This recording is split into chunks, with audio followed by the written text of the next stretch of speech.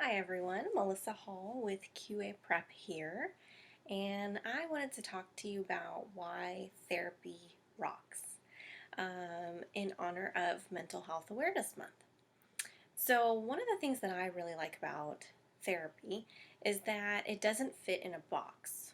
So, we tend to think about therapy in one way only. We think about Freud, we think about going to someone's office, sitting on their couch for an hour while the therapist hardly says anything, maybe lying down, and then leaving. And we tend to think that everything is just cathartic, the experience of being listened to and heard. And then, especially if you're not a therapist, it's really difficult to figure out how that's helpful.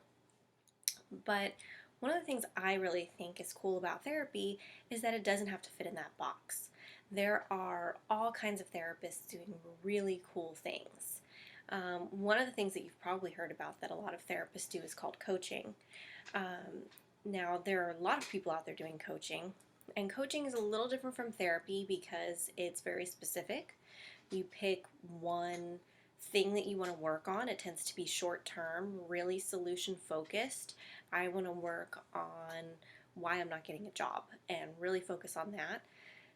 Maybe only talk to your coach a few times. It kind of depends on the situation.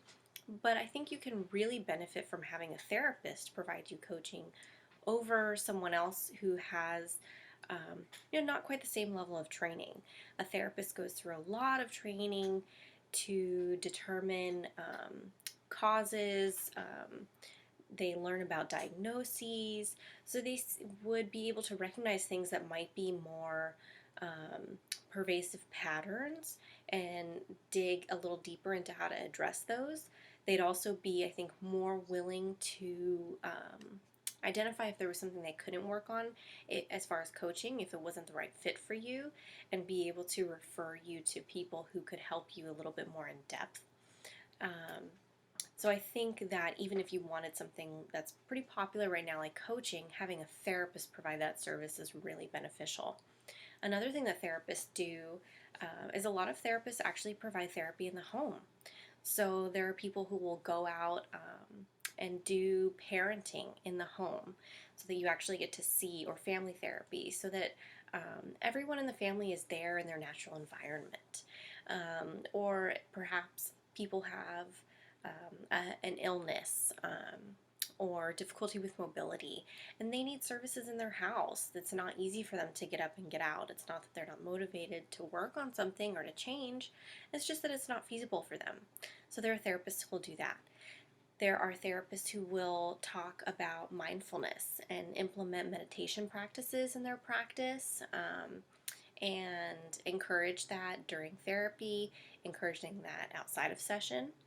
There are therapists who will incorporate your religion and talk to you about that during session, and address how that could be impacting other areas of your life as far as how your religious beliefs influence certain things.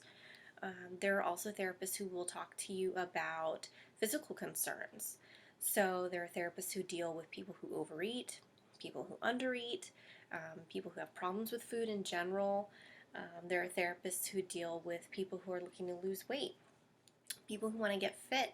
I have one therapist friend who has a program called Fit Method, and it incorporates physical health as far as actual training, fitness training, and therapy at the same time. So you're working with your mind and your body together.